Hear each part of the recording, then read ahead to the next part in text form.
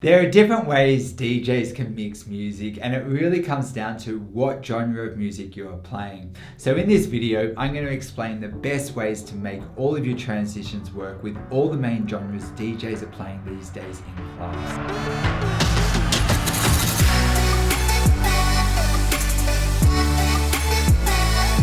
Firstly, let's identify what the main genres are.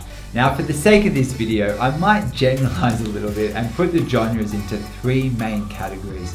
First of all, the deeper kinds of house, then heavier styles of dance music, and vocal-driven music.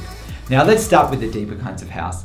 The deeper kinds of house mainly refers to tech house, techno, deep house, tropical house, and even like future house and even just house, the original. And when mixing these genres, it's all about the journey and appreciating and even emphasizing the subtleties of the songs.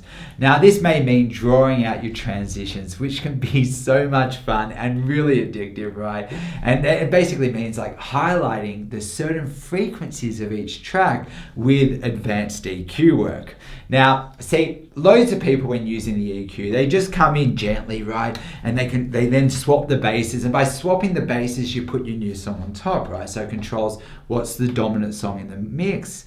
But trust me, if you want to mix, right, like tech house and the deeper kinds of house like a pro, you need to start exploring the EQ in its entirety. So let me give you an example now. So say I've got a song playing. Okay, I'll go here. This song's playing, maybe that's coming in. And you know, I could have this song playing and maybe it's coming up to a drop. See, a lot of people like coming in on the drop. So how about I come in on the drop?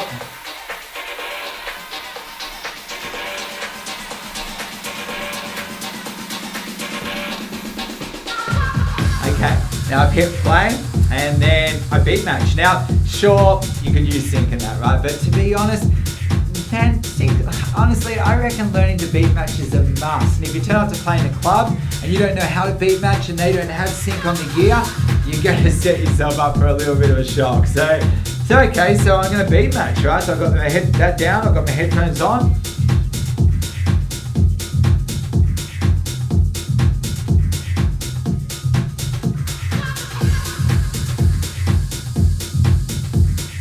Okay, then I'm going to prepare my EQ. So what I'm doing is I'm reducing this considerably so when it comes in, you can't really hear it. So I come in. Okay, cool. And I'm going to start rolling in. This is my new song coming in. This is the main song playing. But I see this one's coming to a drop. So I might pull back a little.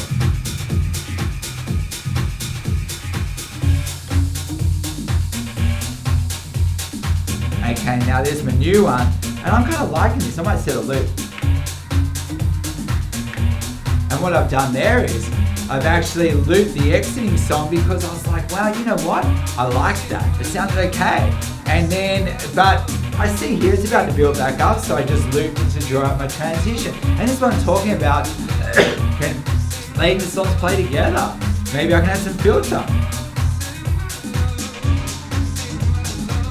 And you just, it's really, really cool, So again, this is all about controlling how the songs sit together with EQ and then thinking how long you're playing together for. Now really, I'd probably play them together until this song starts like kicking into maybe a new part to keep it clean. Which I think's now, just by, yeah, actually I'm gonna go now.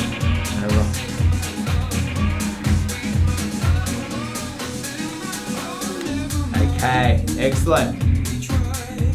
Okay, now in this season I have a mixing tech house video coming up next actually, right? So it's the next video in this series. It's going to show you the best ways to mix the deeper kinds of house, and we're also going to cover looping to draw out your transitions, some effects, right, which can be used mainly to, I guess, highlight super cool parts of the song. So you could, well, in that case, I just use the filter out to kind of get rid of it, add like a cool sound, but you can also use the high pass filter to emphasize ones and drops coming in. And I'm also going to show you, like, I guess what to look out for and give you tips, I guess, you know, to make sure that all of your transitions sound amazing, whether you know the song or not. A lot of people jump in, they think, oh, DJing is all about knowing your songs, but I disagree. I think you can get to know songs through playing them. And if it throws you a curveball, well, you just get better at knowing your gear, and the goal, you make everything sound good all the time. But moving forward, right, so when mixing the heavier styles of dance, it's all about playing the best parts of each song. Now, this may mean replacing the drop, or maybe doing a mashup on the fly, or even controlling the energy by putting build-ups into breaks, and even creating your own builds, like with like looping effects. It can actually be really fun. Now, sure, these days, you know, the scene seems to have moved towards a lot the deeper kinds of house. And I know when I started teaching, you know, 4 or 5 years ago, everyone was doing like the big room electro house, but these days it's kind of like, you know, moved a little bit towards the deeper kinds of house. I know just from popularity, from what my students are requesting to learn. But see, the thing, and even with both genres, right, I guess a lot of DJs, right, are just mixing in, like coming in after the chorus. But say with the heavier styles of dance in particular, you can honestly, you know, really experiment. Like, I've got a little bit of a background with playing that stuff, to be honest, because like 5 years ago in the club scene, that was huge. Like, it really peaked, and just to be able to play at those like atmospheres where the energy is so much, it's really cool, and it's a lot of fun. So personally, I think, you know, when learn to DJ everything. But again, I probably do like the tech stuff more these days, because I do like kind of like the subtleties, and I like drawing out my songs. But you know, with the heavier styles of dance, again, I think it's probably more about creating energy, you know, it's, you know, so playing the best parts of each song, which, you know, again, it makes it a lot easier when using cue points. So I've got some videos coming up on, you know, I guess exactly how to do the EDM and exactly where to set cue points. But how about I give you a quick example anyway? So let's say here, actually, you know what? I'll do some bass house. So bass house EDM. So bass house is probably a little bit more heading towards deeper kinds of house, but it's a perfect transition genre for people making the journey from EDM into house. So this stuff here, it's pretty cool. So I've got this, I'll go to my next one, I'll load this, and I'll start by replacing the drop, right? So,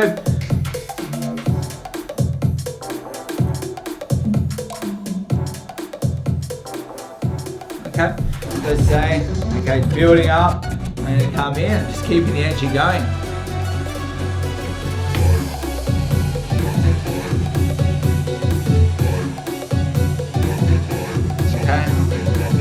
Different EQ technique for this one.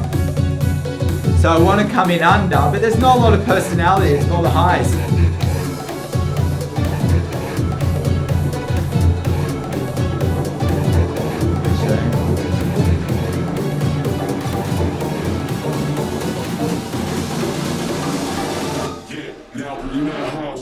Okay, cool, that one comes in, I can go to my next song. See, I can mix fairly quickly here. It's a lot of fun. So, you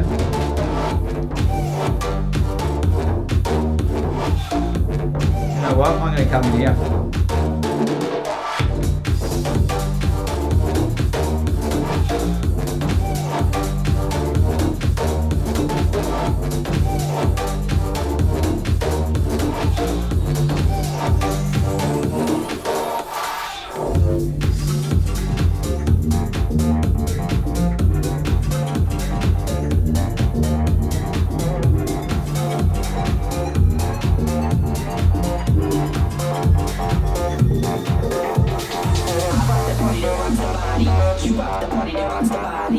Okay, so again, you'll see in the less time than I actually did that one transition before we took us, I've kind of gone through 3 songs, and again, that can actually be a lot of fun. But again, it's very easy for this kind of genre, like the heavier styles of dance, to mix quickly, and it can be a lot of fun, especially when playing for yourself at home. But when playing in clubs, I think sometimes, you know, you do want to measure crowd response. So if you put on a song and everyone loves it, occasionally putting on a full song actually balances out your quicker mixes. So if I was mixing quickly for, you know, 7-8 minutes or something, or 10 minutes, maybe, and I put on a song and everyone loves it, maybe then I play that full song. So, but anyway, this video there, well, that examples, that's just to demonstrate like the different ways of mixing that kind of genre. Anyway, I have videos coming up in this season, right? That's going to show you, I guess, first, right, the basic mixes that you can do that will still make you sound like a pro in next to no time at all. And after that, we're going to have a look at like some of the more pro ways, right, to mix. Plus, I'm going to include some advanced looping and effects to help you maximize the energy at the events that you play. If you like for EDM, right, basically it's going to make the drops even bigger and using the breaks for maximum effect. Now, that's really, really cool for EDM, but a lot of people may actually want to be playing like at house parties and weddings and functions. And to be honest, even though I was more into like being a club DJ, I did do a lot of functions on the side at one point because basically, you know, you can get a lot of money doing it and it can be kind of fun too. So if you're interested in mixing 90s R&B, hip hop, and even playing the latest pop chart, I guess the thing here is deep down, like lots of people actually like this music, right? Especially when they're out in a party atmosphere. And personally, knowing how to mix vocal-driven music, I honestly think it's going to take your DJ skills to the next level, as with these genres, unlike dance, there may be next to no intro. And because the songs usually have singing the whole way through, mixing can be a lot quicker to avoid vocals on vocals. Now, the average DJ I found at weddings, right, they're just going to fade between their songs. But I have higher standards than this. In this season, right, I have a video coming up showing you how to loop the intro to give you more time to tease in your songs artfully, and then how to release that loops, right, at exactly the right moment. So your new song always phrases perfectly, which basically means your new song always comes in at the right time, all the time, every time, no matter what, making you the go-to DJ when it comes to events and parties, as you're going to outshine the other DJs second to none. So how about quickly, this is like more like an overview video. So how about quickly I show you, give you an example of, you know, maybe how to mix vocal driven music. So let's have a listen to some. Here's the chorus. Actually. Okay, so you generally want to come in after the chorus, right? That's pretty typical. So say I've got this.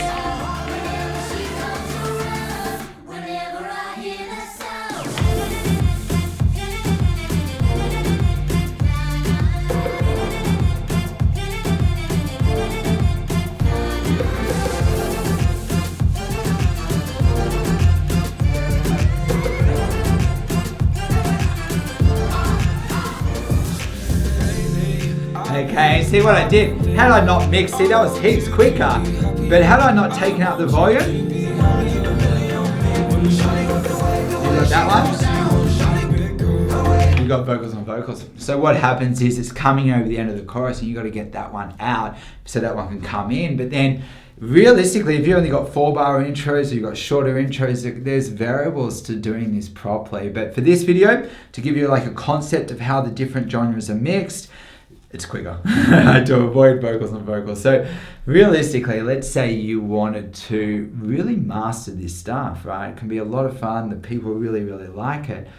But to be honest, I might actually start with the deeper kinds of house at first, or even house music, as it's the same process as mixing this, but it's actually going to give you a bit more time to get used to the mixing process.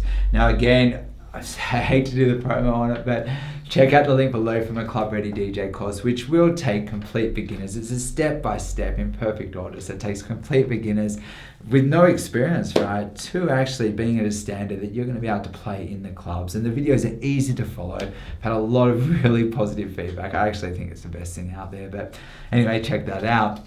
So anyway, right, to summarize, in short, when mixing the deeper kinds of house, it's all about drawing out your transitions and controlling how the songs sit together with advanced EQ methods and even looping. Now, I've got some cool videos coming up on how to mix tech house and even a looping video as well. And you can even add some effects as well. So not too much effects with the deeper kinds of house, probably a little bit of filter from here and there, but it's actually really, really fun. So keep watching for that.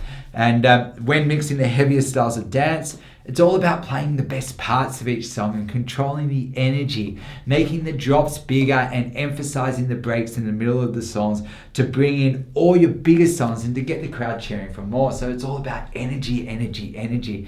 And when mixing commercial music, you're going to have to know how to loop the intro and release the loop so your new song always comes in at the right time, every time, no matter what, right? Because here's the thing, without looping, well, it's just too fast. Like, the looping gives you the ability to tease in your songs, and better yet, it gives you much needed time to make your transitions super, super impressive.